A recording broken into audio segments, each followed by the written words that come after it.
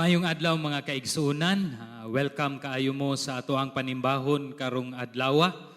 Nalipay ko nga nakigkauban ko kaninyo diha sa pagsimba ug sa pagtuon sa iyahang pulong. Excited pud kaayo ko nga makig-istorya kaninyo kabahin sa libro ni Mateo, kapitulo 19, 1 hantod sa 12. Ato ang paghangyo nga ang pagkunsad sa balaang espiritu ug ang iyahang pagtudlo kanato mahimo gayong dayag ang pulong niya karong adlaw.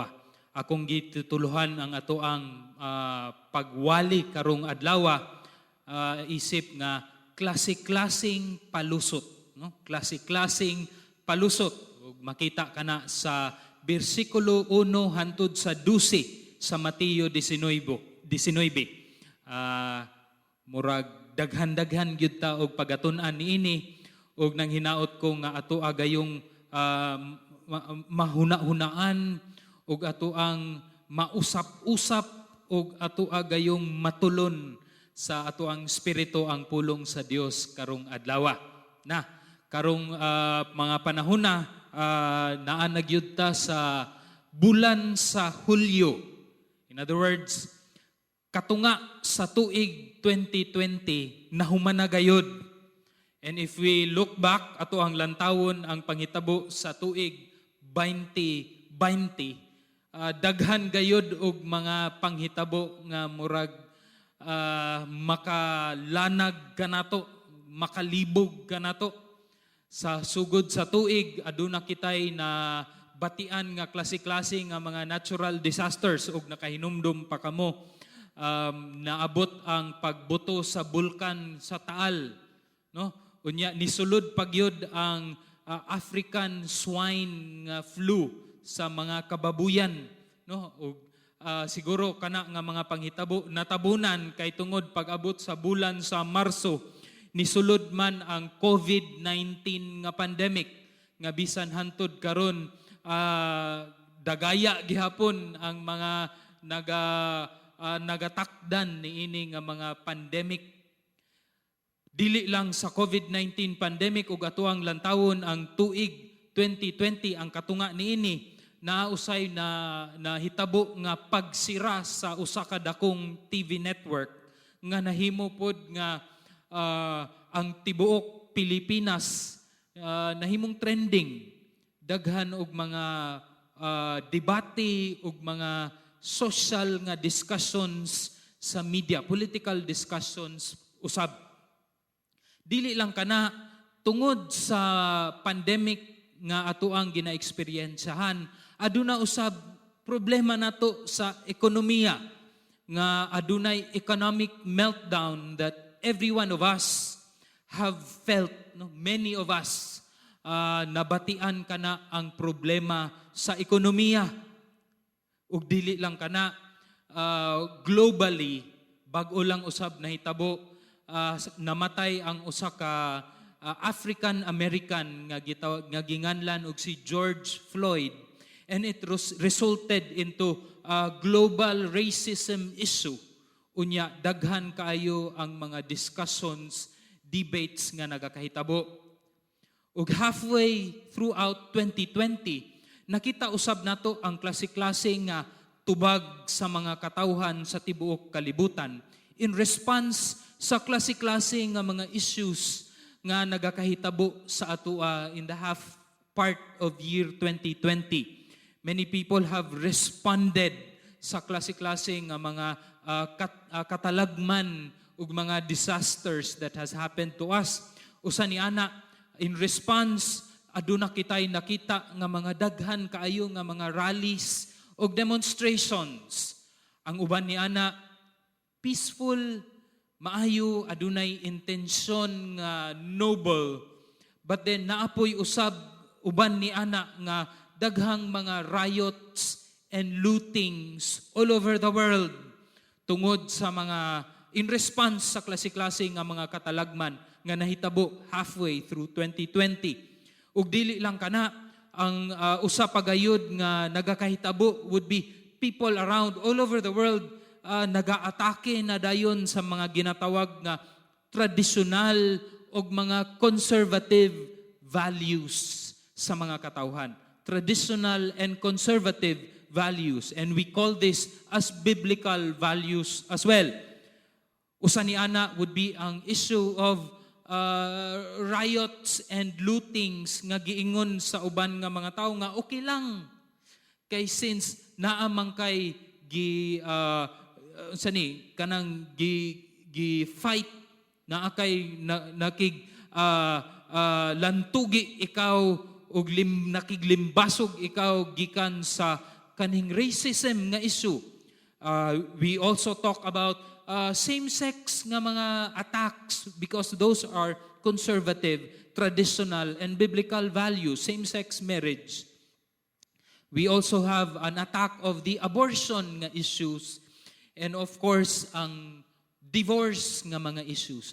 All this have come up dili lang in the year 2020 apan daghan ng mga tuig nga nilabay nga kining tanan ng gawas in response to the different mga issues, concerns, and dilemma sa ato ang kalibutan karong panahona. And probably one of the things nga inyuhang ginapangutana ug naabot na pud na sa ako ang mga sa ako ang pangutana usab ug daghang mga tawo nga nangutana usab niini kay kini nga pangutana kung si Jesus pisikal nga ania dinhi sa kalibutan karong panahona unsa pud kaha ang iyahang response or tubag niining mga klase-klase nga issues, klase-klase nga disasters ug mga katalagman sa atoang kalibutan ug sa atoang katilingban. Na si Pablo dayag kaayo ang iyahang gisulti niini sa Roma 1:32 nga nag-ingon si Pablo nga ang atoa di ay katilingban nagadunot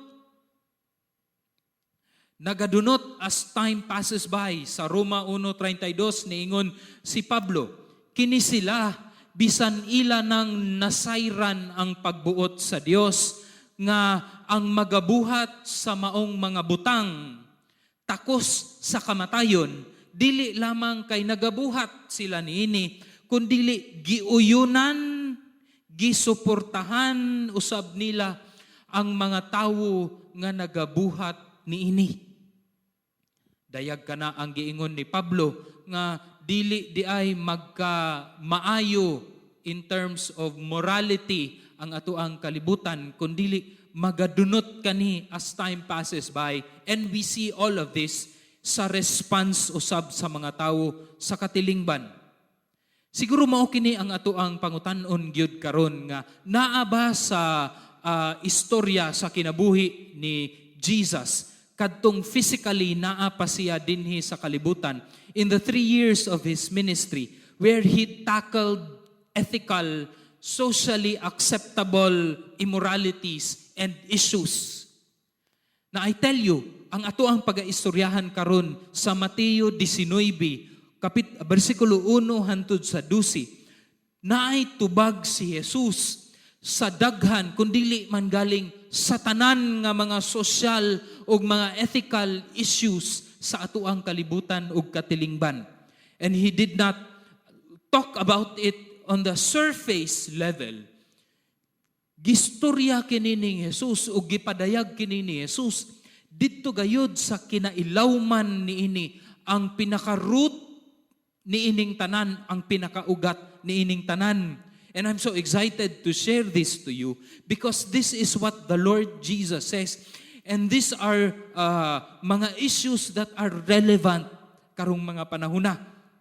Sa Mateo 19, nagsugod ang pulong ni Mateo, versikulo 1 hangtod sa versikulo 2, nga nag-describe nga si Jesus coming from Capernaum and Galilee area, ning biya siya didto sa kadtong iyang magipang istorya sa Mateo 18, ug niadto siya sa area sa Judea. Ug makahinumdum kita sa Mateo 16, adunay mga grupo nga mga Pariseo nga ning adto gikan sa Jerusalem, gituyo gyud nga moadto didto sa Galilee aron bitikon si Jesus ug pasanginlan si Jesus ug siguro madakpan si Jesus sa iyahang mga gipangtudlo og nakabalupod kita nga hilabihan kayo ang pamaagi ni Jesus, nga diin napakita ni Jesus ang kinasuluran, ang pagkadunot sa kasing-kasing ani nga mga Fariseyo na naato sa Galilea. Karon padulong na sila dinhi sa Judea kauban sa mga disciples, ug karon dinhing dapita mauna kini padulong sa sentro sa mga religious activities ug sa mga religious leaders of Israel during that time. So kung didto manggaling sa Galilee, daghang mga pagbitik ug pag-atake kang Ginoong Hesus. Unsa naka kini karon?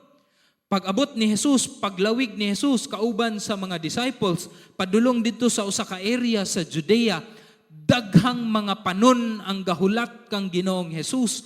Ug didtong dapita ginaayo ni Jesus o giayo ni Jesus ang tanan nga mga masakiton didtong dapita. Apan dili lang di ay mga panon ang naa didto, naa usab ang mga Fariseyo. Kay ilaha naman ning teritoryo ug siguro gisumbong na no sa kadtong niadtos Galilea nga palpak kay maayo kayo mo istorya mo debate si Jesus. Unsaon man nato pagbitik si Jesus para ma-expose nato no matud pa sa mga Fariseyo kung unsa ka hiwi o unsa ni ka dautan kini si Jesus na siguro na sa ilang una-una. Which is why in verse 3 nagsulti si Mateo, ug dihay mga Fariseyo nga miduol kaniya ug misulay kaniya pinaagi sa pagpangutana. Usa ka pangutana, usa ka ethical issue, usa ka socially acceptable immorality nga nagakahitabo na sa una bisan sa panahon pa ni Moises. Ug hantud karon, this has always been as a relevant issue to all of us. Ug kini nga issue kay ang issue sa diborsyo. Issue sa diborsyo ato ang klaruhon nga kini nga issue nga ato ang pagaistoryahan karon. The issue of divorce, dili ta mag-istorya sa issue of annulment or issue of legal separation kay lain naman pud na nga pagaistoryahan apan connected gihapon niini. But we will talk about divorce, kanang legal nga divorce nga sa lain-laing mga nasod na anak-anak. Niingon ang mga Fariseyo, alang sa usa ka lalaki, uyon ba sa kasuguan ang pagpakigbulag or diborsyo niya sa iyang asawa sa bisan unsang hinungdan? These Pharisees, nagsugod sila sa bisag unsang mga hinungdan. Pwede ba, Jesus? We should remember that this is a trap na ay lawom ani nga intensyon ang mga Fariseo. Now, for Jesus, this time, iyahang gitagbo ang pangutana sa mga Fariseo on how they asked it. He answered the question starting from the surface level. Nagsugod og tubag si Jesus, Mateo 19:4. Siya mitubag nga nag-ingon in a sarcastic nga manner, wala ba ninyo hibasahi? Have you not read? Now, we need to remember that the people that Jesus is talking to during this time are the Pharisees. Ang mga katawhan nga dili ka mahimong Fariseo kung dili nimo ma-memorize ang Pentateuch, first 5 books of the Bible. Genesis, Exodus, Leviticus, Numbers, Deuteronomy. Dapat memorize na. Apan ang tubag ni Jesus, wala ba na ninyo nabasa? Well, in fact, ilahan na nang na-memorize. Apan for Jesus, in a very sarcastic nga manner, wala na ba na ninyo hibasahi? And then Jesus gave a description sa ilaha kung unsa gayud ang dili mabuak nga disenyo sa Dios kabahin sa marriage or kabahin sa kaminyoon.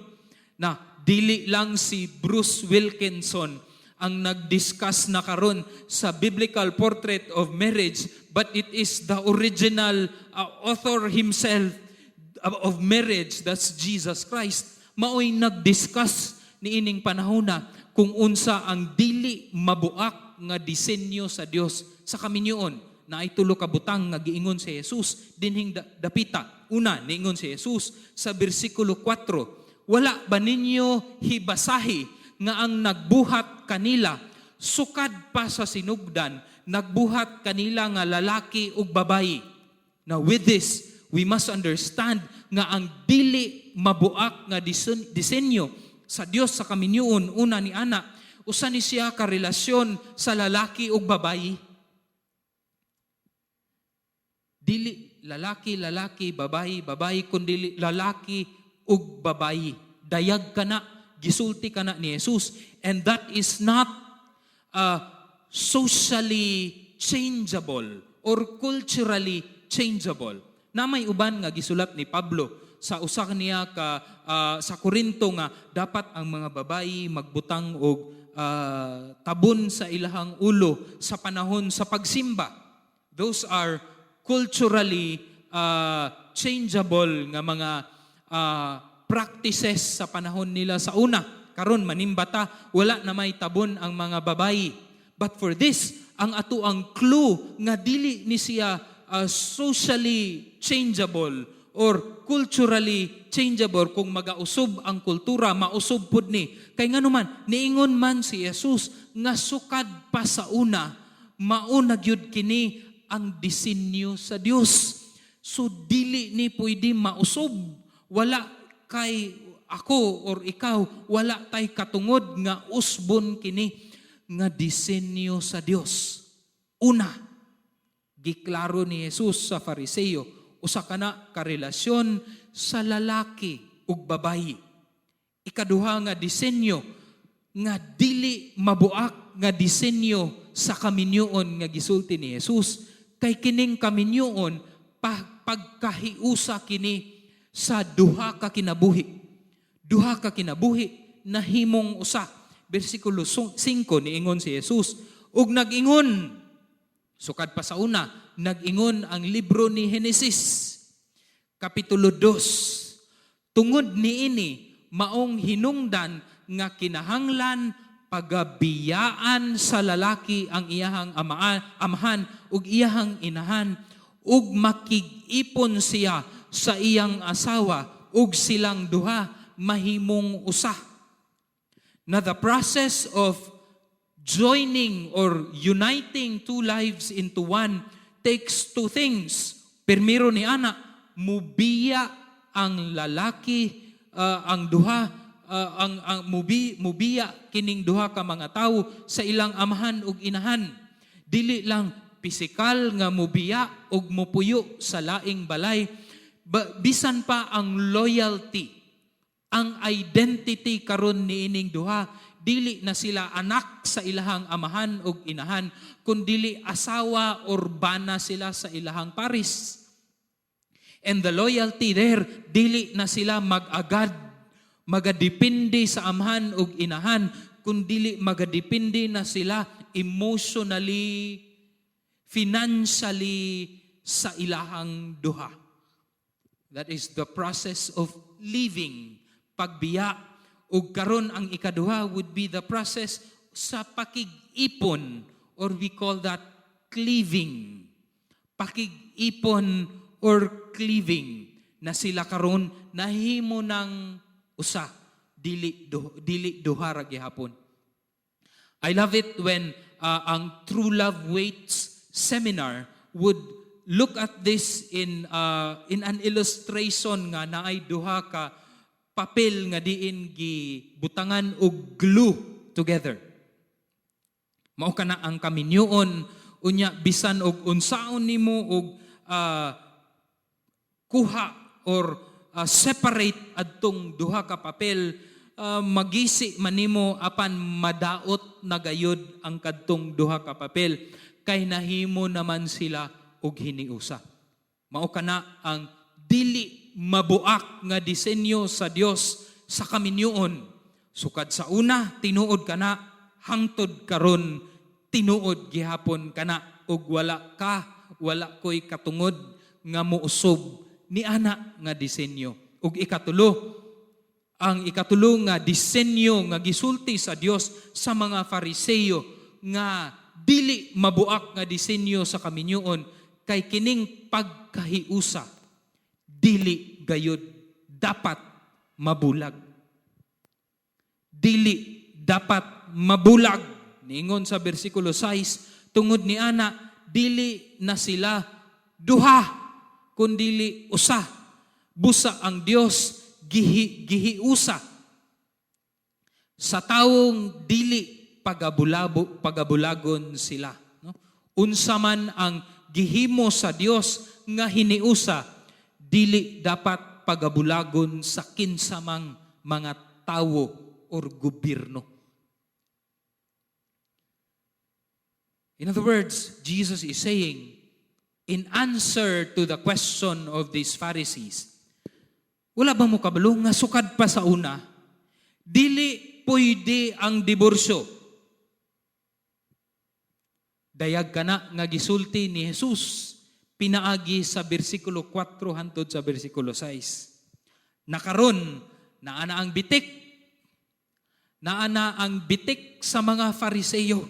Nitubag ang mga Fariseo, bersikulo 7. Sila miingon kang Jesus, nganong nagsugo man si Jesus, si Moises, sa paghatag og sulat, pamatuod sa pagpakigbulag, ug sa ingon ni ana, ang lalaki makabulag na sa iyang asawa. Bitik sa Fariseo, pointing to Deuteronomy 24, verse 1 onwards. Akong basahon ang Deuteronomio, later akong basahon ang Deuteronomio bersikulo 1. Apan kining bitik sa Fariseo is actually usa ni siya ka fallacious logical nga pagtubag or sayop nga klase sa pagtubag. Gitawag kini sa philosophy as pag-apilar sa tradisyon. Pag-apilar sa tradisyon. One fallacious argument. Sayop klase nga argument. Unsa maning appeal to tradition or pag-apilar sa tradisyon. Matud pa sa philosophers, ang appeal to tradition, usa kini nga pagtuo sa usa ka tradisyon nga kamatuoran na siya bisan wala tanawa ang konteksto, katarungan, o husto nga pagsabot niini. We call that pag-apilar sa tradisyon. Mao kini ang ginatawag nga sa pang-adlaw-adlaw nga mga pulong, mauna man ni ang among naandan. So tinuod yun kini, kay mauna man ni gibuhat sa amo ang kalululuhan. Nga kung adunay harvest, dapat mo patay gyud mi og kanang manok nga puti ug magpadugo. Tinuod ka na kay mao naman kanay naandan. This is what we have been taught with. This is our tradition. The Pharisees appealed to tradition na nawag ani nga pag-aplikar sa tradisyon and tinuod man lawom kini kay ang tradisyon man nga gibuhat ni Moises. Apan ang problema nila, wala nila gilantaw ang konteksto, ang katarungan, o husto ba kini ang gigikanan nganong nahimugso kini nga tradisyon. And this is where Jesus attacked them. Galantaw sila sa Deuteronomy 24. Nag-ingon ang Deuteronomy 24 bersikulo 1. Sa diha nga ang tawo pili og asawa og mga asawa kaniya, siya dili moayon kaniya tungod kay nakakaplag siya kaniya og butang nga dili maputli, dili maayo. Ang iyang buhaton tulo ka butang. Una, magasulat siya kaniya og sulat sa pagpakigbulag, a certificate of divorce. ug igahatag kini niya sa iyang mga kamot, ug ikatulo, pagulaon niya, palayason niya sa iyang balay. 3 steps. Now if you look at here, we actually have some clues, naatay clue nga nganong nahimugso ni, ug nganong naapay tulo ka proseso nga dapat buhaton ang tawo. First would be, kung ikaw mo decide ka nga bulagan na nimo ang imuhang asawa, magsulat ka og official certificate of divorce. Dili lang ni ikaw nga ikaw rapod ang mo-sign, kundili mo konsulta ka niini sa mga opisyalis ug maalamon nga tawo. In other words, ang reason behind this is gusto ni Moises nga imuha dapat huna-unaon kung makigbulag bagyo ka. Please reconsider. That is what Moses is trying to say. Please reconsider. Write a certificate of divorce nga ikaw maka-reflect ug maka-evaluate nga kinahanglan bagyod nako siya bulagan. Mukonsulta ka sa malamon nga tawo, kinahanglan ba nako bulagan? Kay na ako'y nakita nga dili maputli. Ang ikaduha, dili lang mukonsulta ka og maalamon nga tawo, ihatag pa nimo sa iyahang mga kamot. Basin di ay makahinumdum ka nga gihigugma mangyud kuning bayhana. You see, Moses is trying to please reconsider. Huna-una palihog kung magdiborsyo bagayud ka. Ikaduha nga step. Because you might see nga, tinuod na higugma pa mangyud di ay ko niya. Ihatag ang certificate sa iyang kamot o ikatulo, pagulaon sa iyang balay. This is also gusto ni Moises aron moapil sa imuhang kaluoy. Dili ka maluoy nga ang identity anang bayhana naa na sa imuha in the Jewish world. Ug imuha siyang pagulaon, buhi pa ka, ug imo siyang gipalayas, gipadiborsyo. She is probably worse than a widow. Kining tulo gituyo ni Moises for the reason of telling this person, please reconsider. Huna-unaa og tarong og makigdiborsyo ka. Apan, unsa may nahitabo? In the Jewish culture, gikan dinhi sa Deuteronomy, hangtod sa panahon ni Ginoong Hesus, ang divorce has always been an easy way out. Dali ra kaayo buhat rag certificate kay giuyunan man ni Moses. Apan wala nakita sa mga Fariseo ug mga Hudeo nga naa di ay kini rason behind nganong nahimugso kini nga balaod. Gisulti ni Jesus ug unsa ang rason.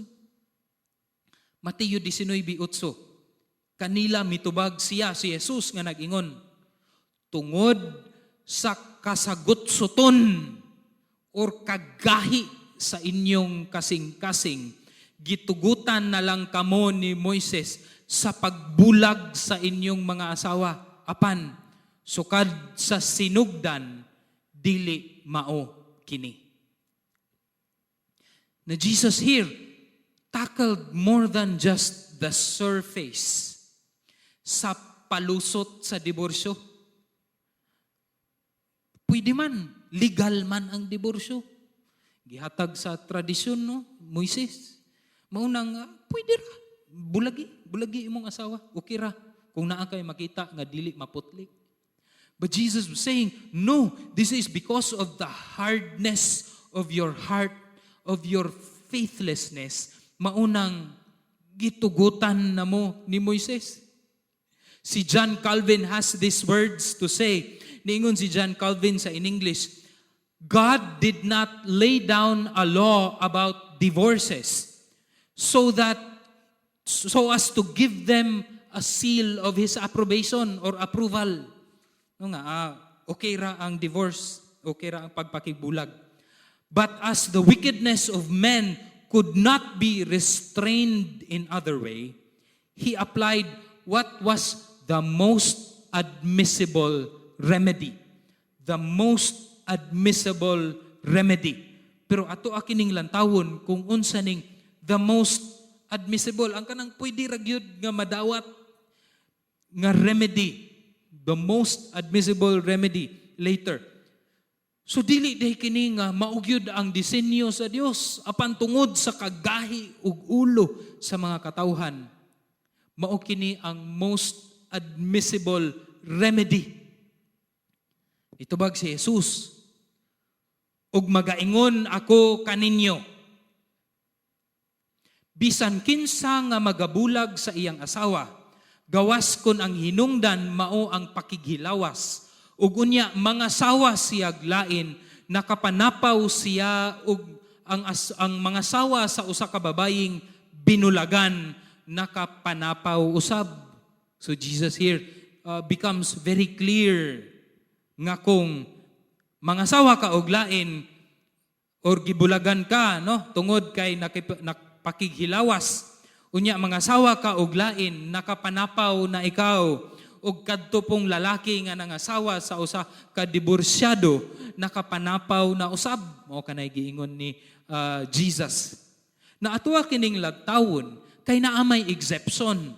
And this exception kining gawas kun ang hinungdan mao ang pakighilawas or sexual immorality. This has also been an excuse to many nga pwede lagi ang diborsyo. Kay una may exception kung ang imuhang paris nakighilawas, there is immorality. Let's look into this. Kay klaruhon ni nato, because this has been also an excuse, palusot bisan pa sa mga Kristohanon, apan ang kinasuluran di ay, kinailawman di ay nini, ang pagkagahi sa ulo, ang pagkagahi sa kasing-kasing. Unsa may giingon ni Marcos ug Lucas in their perspective sa pagkasulat nila sa maong panghitabo kang Jesus. Sa Marcos 10, kapitulo 11 ug 12, nag-ingon si Marcos ug ingon ani nga pulong, bisan kinsa nga mubulag sa iyang asawa ug unya mga sawag lain, makapanapaw siya batok sa iyang unang asawa. Ug kun siya mao ang mubulag sa iyang bana, ug unya mamanag lain, nakapanapaw pud siya. So makita nato sa Marcos, no exception. Kinsa katong mubulag, nakapanapaw, nagminyog lain, giminyuan nimo ng bulag, nakapanapaw na usab. Mas dayag pagayod sa Lucas 16:18. Ang matag-usa nga mubulag sa iyang asawa, ug mga sawa ug lain, nakapanapaw. Ug ang mga sawa sa babayeng binulagan sa bana, nakapanapaw. Now we are talking here of divorce and remarriage. Naminyo ka og lain, nakapanapaw na ikaw with no exception. Walay exception. Pero nganong sa Mateo, naa may exception. Sa Marcos ug Lucas, wala. Atuwa kining lantawon, sa Griego nga pinulungan kaning sexual immorality ug pagsapaw or adultery, lahi-lahi siya og Griego nga gigamit si Mateo. Sa immorality, gagamit si Mateo og porneia. That's the word there. Apan sa word nga adultery, ang word nga moikeia.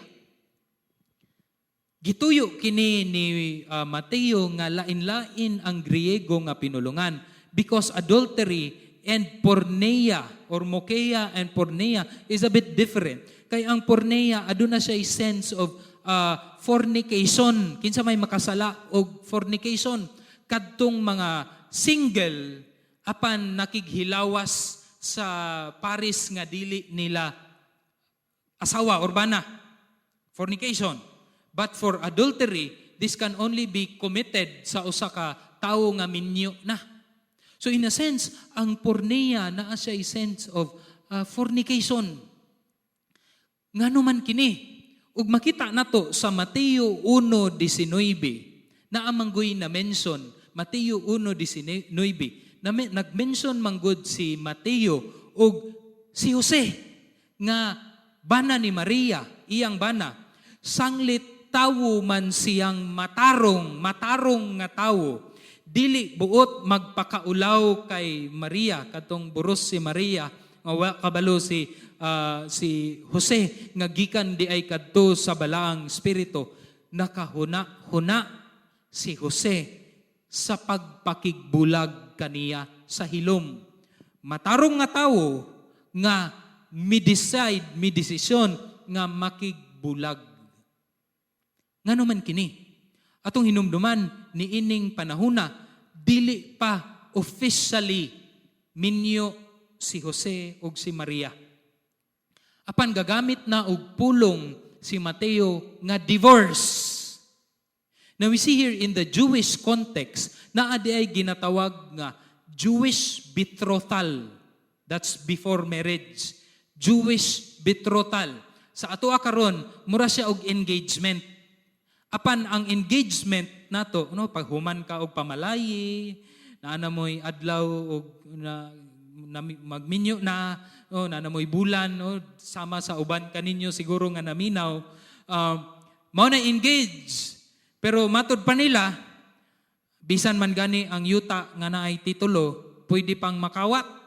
Unsa pa kaning engage lang. No, so ang engagement pwede pa bulagon, pwede pa napay panghitabo og naatay mga istorya nga nadunggan nga nagbulag bisan og engage. But in the Jewish betrothal, wala pa ang marriage ceremony. Ginakonsiderar na kamo nga minyo.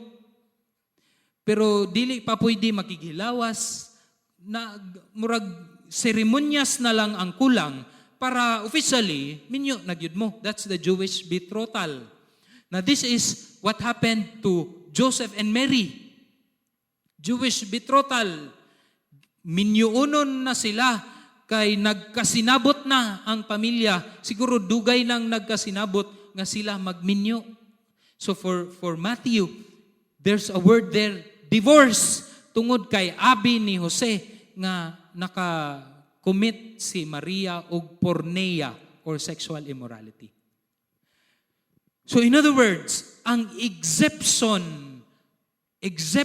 ni Matthew ni gawas kato, I believe, because of the declaration niya kang Jose nga usa ka matarong nga tawo nga ning decide nga makigdiborsyo. Apan dili kini in the context of actual marriage after na sa sign og mga imuhang signature sa marriage certificate, kundi during sa Jewish betrothal. Pwede nimo diborsyohan in exception of divorce. But after the marriage ceremony, just like what Mark chapter 10 says, and just like what Luke says, kung ikaw makigbulag o diborsyo o niya makigminyo og lain, nakapanapaw na ikaw. And in the original design, wala gyud nang diborsyo. Dili pwede magdiborsyo. But people has a lot of excuses. We hear a lot of excuses. Mga palusot pariho ni ining mga Pariseo. Unsay giingon ni Jesus? Ako magaingon kaninyo. Ang ingon si Jesus, ako magaingon kaniyo bisan kinsa nga magabulag sa iyang asawa. Gawas kon ang hinungdan mao ang pakighilawas ug unya mga sawa siya lain, nakapanapaw siya ug ang mga sawa sa usa ka babayeng binulagan nakapanapaw na usab. You know what Jesus did here? Ang mga Fariseo made an appeal to tradition, nag-apilar sa tradisyon, but Jesus nag-apilar sa otoridad. Og lantawon na pud nimo ang lohika or philosophical argument, kining appeal to authority, pag-apilar sa otoridad, usapod kini ka sayop or fallacious nga argument according to philosophy. Usa kini ka pagpugos nga ang gisulti tinuod tungod kay gikan kini sa eksperto bisan way ebidensya. Usahay moingon ta nga tungod manggod sa usa ka mathematician, doctor of the mathematician, niingon siya nga sakto ni. So sakto gyud di ay ni. Usahay tungod manggod kay giingon adtong usa ka bishop or pastor nga ingon ani ang pag-interpretar niini nga pulong, ingon ana nagyud. That's appeal to authority, pag-apilar sa otoridad, which is a fallacious argument, sayop nga argument. But for Jesus here, nag-apilar si Jesus dili lang sa bisan kinsang eksperto or otoridad, kundili nag-apilar siya sa ultimate kinatapusan, pinakagamhanan nga otoridad. That is the Father Himself in the book of Genesis. Ug niingon pagyud siya, ako magaingon kaninyo. This is the authority of Jesus. That is the authority of God as well. If this is coming from the authority of God, every other authority fails in comparison to this authority. This has become true. Tinuod na kini kay tungod ang otoridad man gikan gayod sa kinahitasan, kinatapusan ug pinakagamhanan. Wa nay laing mas gamhanan pa, mas maalamon pa. The authority is coming from God Himself. Ako magaingon kaninyo, ningon si Jesus. And dili lang kana nag-provide usab og ebidensya si Jesus nga inyong tradisyon nahimugso kana tungod sa pagkagahi sa inyong kasing-kasing.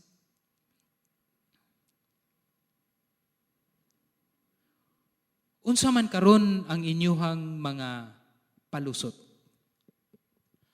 Na I believe nga kini nga sitwasyon ni Ginoong Hesus dili lang kini sa issue of divorce. Many of us have a lot of excuses in many socially acceptable immoralities. Abortion, euthanasia, patyon na lang nimo kay tungod ka matyunon, or uban pa nga mga ethical issues. And we often say nga tungod manggod kay ingon ani, naatay daghang palusot. Ang ato ang pagdemonstrar ang Kristohanon nga moapil-apil sa pag-demonstrate, we have a lot of kinahanglan manggudta nga politically mahimog yung active usab. We have so many excuses. Apan, what Jesus is trying to say here is unsa mangyoy kinauyukan, kinasuluran ug ugat ni anang tanan. Is it because of the hardness of our hearts? Gusto kita og selfish gains nga dapat mabuhat ni sa gobyerno aron mahayahay ko. What is your excuse? Dapat pwede ni. Dapat tugtan kini sa simbahan nga makigdiborso or abortion or all this. Kay mahayahay ko. Greed, selfishness, and even faithlessness. What is your excuse in your belief of socially acceptable immoralities? Well, maybe it comes from a heart that is not really full of faith to God and to Jesus. Apan dili lang kana, bisan pa sa lain-lain nga mga dili sa socially acceptable, ang kanang mga struggles nato sa kinabuhi. Unsa may imuhang palusot ni ana? Nganong ginadapatan pamanggihapon nimo ang imuhang asawa? Nganong ginaabusaran pamanggihapon nimo ang imuhang mga anak? Nganong nagadawat pamanggihapon ka og mga salapi nga gikan sa dautan nga panghuna-una or dautan nga kabuhatan? Unsa may imuhang palusot nga dili gihapon ka gabayad og sakto nga tax, buhis? unsa may imong palusot niana? Jesus is trying to tell you nga kinahanglan susihon nimo ang imuhang kasing-kasing. Because behind that excuse, behind ana nga palusot is probably an evil heart. A selfish, rotten heart nga walay pagtuo diha kang Ginoong Hesus. Even though you say that you are a Christian, just like these Pharisees.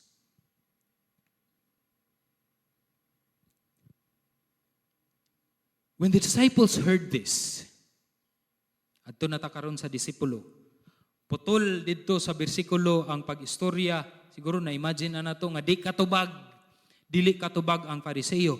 Ang disciples were there listening to it all. Kabalumuon sa ilang reaction. Looking at the next verse, murag na balaka sila. I mean, natingala sila nga, ingon ana di ay. Okay. During that time, sa kultura sa Jew, at that particular time, divorce is also very prevalent. Dali rapod kaayo makakuha og certificate of divorce. Tungod sa balaod ni Moises nga sayop ang pag-interpretar. Maunang niingon ang mga disipulo kang Jesus, bersikulo 10. Jesus, ug ang tinunan miingon kaniya, ug kun mao di ay na mangkahimtang sa mga lalaki labot sa iyang asawa, may pagdi na lang may mga asawa, Jesus. Di na lang may mga asawa. Because it was very prevalent during the time. And then ingon ani di ay pwede makigdiborsyo. Di na lang may mga asawa. Inumduman na to many scholars would say nga naay mga disipulo nga minyo. Si Peter, according to tradition and scholars, minyo kana si Pedro. Ang pinakauna nga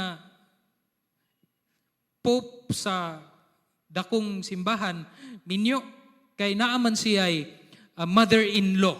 Matod pa sa Matthew chapter 8 verse 24. Naa siya ay mother-in-law. You can only have mother-in-law if you are married. Pero ningon sila nga, may pagdi na lang ng mga asawa. Naunsa man kini. This is again another fallacious argument nga gitawag og pag-apilar sa sangputanan. Appeal to consequences. Appeal to the consequences. Unsa man kini pasabot niini. Ang kaning pag-apilar sa sangputanan, usa kini ka pagpugos nga ang gisulti tinuod man o bakak, tinuod o bakak. Tungod kay ang resulta niini dili man ko makauyon or dili man makaayo or makaayo man sa akuah. So depende sa imuhang pagbati na lugar o depende kung unsay advantage kanimo. In other words, unsa may giingon sa mga disciples niining verse 10. Ningon sila, natingala sila. Sayop di ay ang diborsyo, Jesus? If we would, kung in other words, no? Sayop di ay ang diborsyo. So kung ingon na lisura di ay ang mahimong binyo. Kay kinahanglan jud ka nga mahimong matinumanon. May pagdi na lang ko magminyo. Dili na lang ta magminyo. You see the false argument nga naa na po didto. Pag-apilar sa sangputanan, appeal to consequence. But this time, Jesus nisakay si Jesus sa tubag ni ining mga disipulo bisan og sayop ang ilahang pag-interpretar sa marriage. Again, marriage is instituted by God. Dili na siya sayop. Apan niingon si Jesus, dili kana nga imuhang gisulti, inyuhang gisulti, dili kana madawat sa kadaghanan. Sa bersikulo 11. Ningon si Jesus, dusi, kay adunay mga lalaki nga eunuko or eunuch nang daan sukad pa sa ilang pagkahimugso ug adunay mga eunuko nga naghimo kanilang eunuko mao ang mga tawo Ug adunay mga yunoko nga naghimo sa ilang kaugalingon nga mga yunoko alang saging harian sa langit. Ang arang makasagop niini pasagupa siya. So in other words, dili tanan makadawat ana mga disipulo apan ang naay tulo ka gusto ipasabot si Jesus during this time, talking about eunuchs. During sa ilahang kultura, daghang mga taong ang mga eunuko. Officially, in other mga places, ang eunuko kay mauni ang naggaputol sa ilahang physical part sa body nga maka-urge sa ilaha for sexual desires. So in other words, Jesus is saying here, dili lang kanang singlehood or the gift, kanang wa ka naminyo.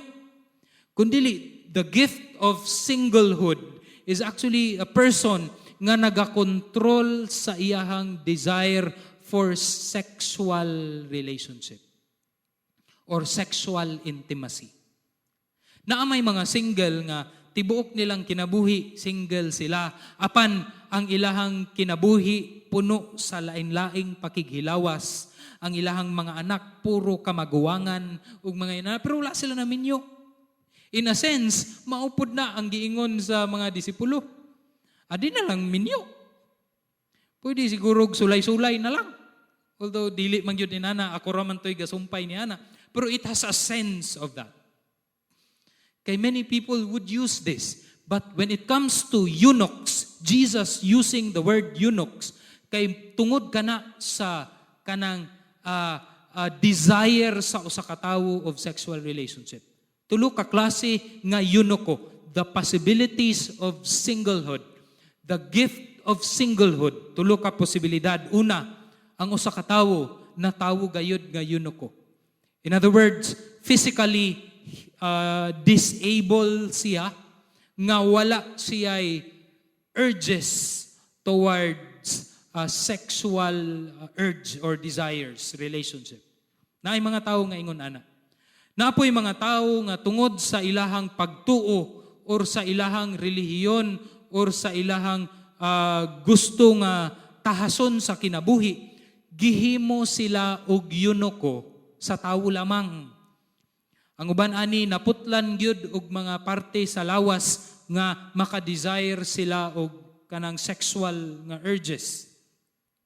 Apan naay ikatulong nga klase sa eunuko or singlehood. And this is what Jesus or what we refer to as the real gift of singlehood is ang kining gihimo nilang eunuko ang ilang kaugalingon alang sa gingharian sa Dios.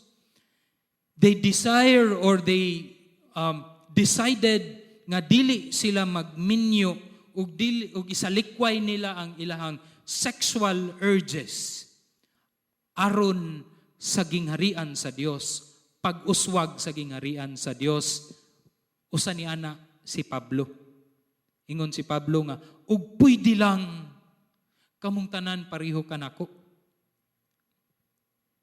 You see, kung unsa ang mas advantage alang kay Pablo, alang kang Jesus, sa tawo nga single na ay gift of singlehood, alang sa gingharian sa Dios. And many times we are guilty of this. Kay daghan kaayo ta og sungog, ilabi na sa mga tawo nga single. Pagkita nato kanus amang ka maminyo, di gyud ka kitas imong liwat. And even in the Christian circle, grabe kay na nga pagsungog.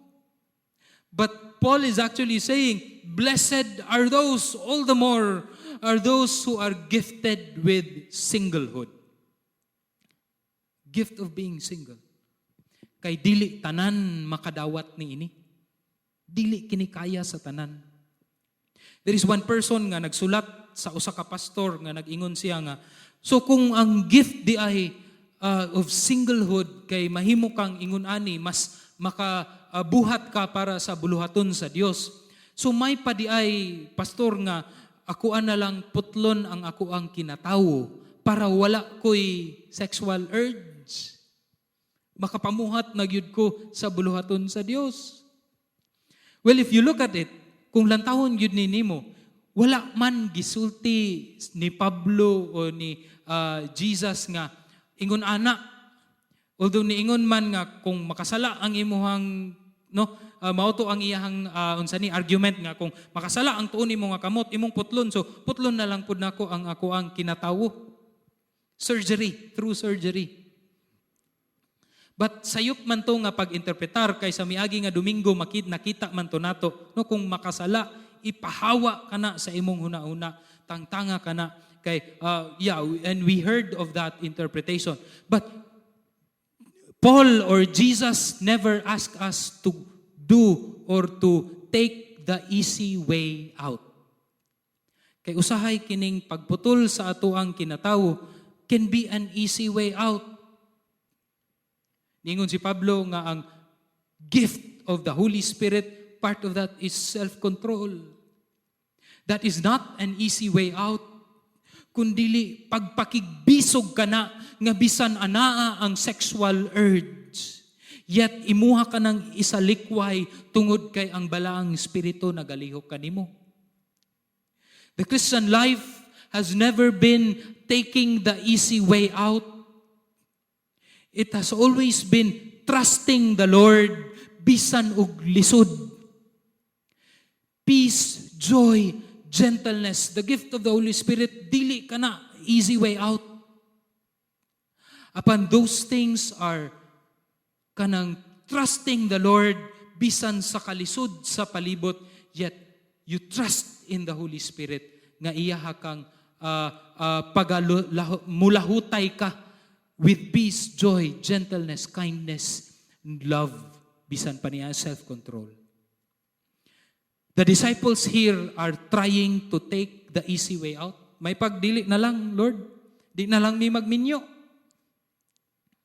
But Jesus is saying, nga dili na ay mga yunoko nga ilahang gipili, wala nila putla ang ilahang kinatawo, kundi gipili nila ang pagserbisyo sa Dios nga walay sexual urge or salikway ang sexual urge alang sa gingharian sa Dios.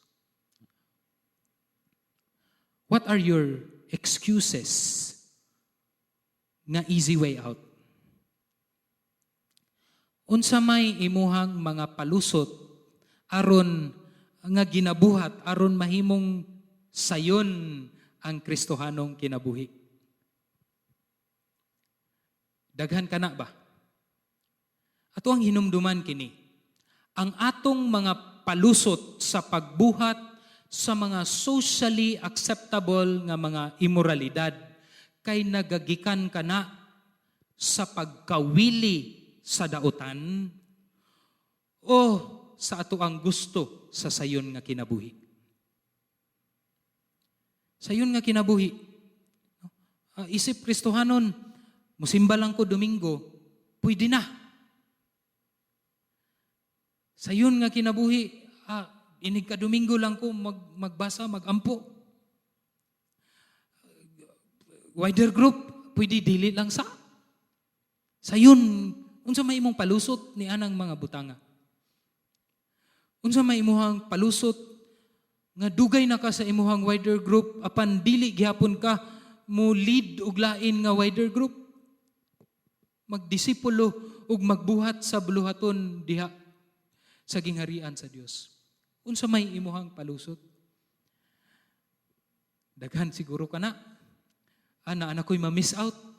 Kapoy, sakit sa pagbuot nga mahimo kong muminister sa ubang mga tao nga daghang problema. Naaga ni ko'y daghang problema, maglabot-labot pa ko sa ilahang problema. Easy way out. Palusot. But we must remember that Jesus, although pwede siya mo excuse magbuhat og daghang klaseng palusot, but He never did all that.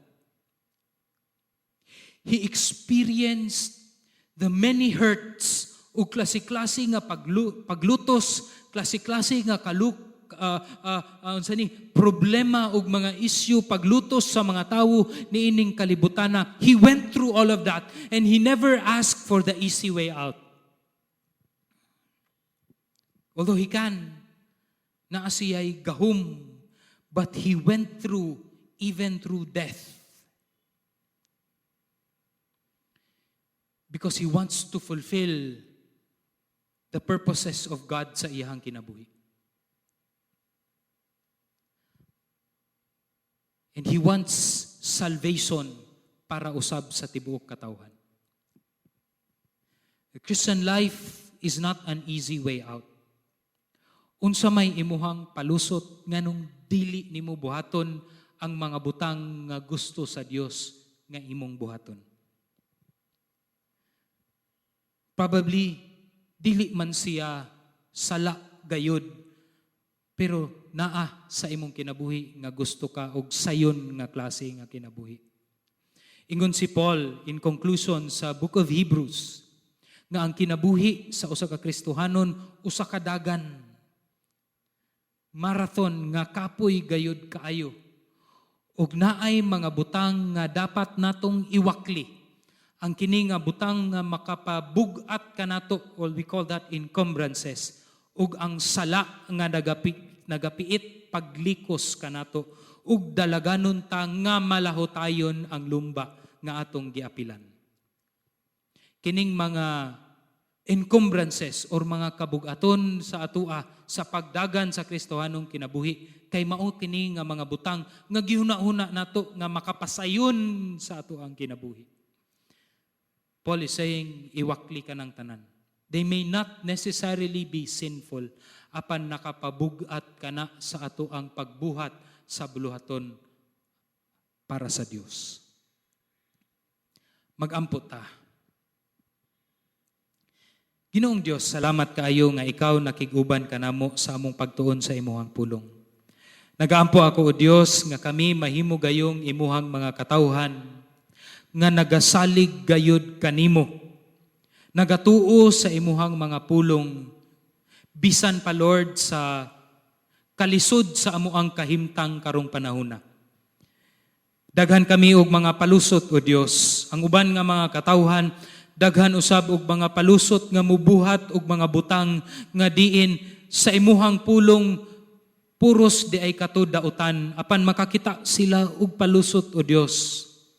Tabangi sila nga maghinulsol ug hinuklog ni ining mga butanga. Tabangi usab kami o Dios nga mga tawo nga naana sa imuhang kaluwasan, sa imong gingharian.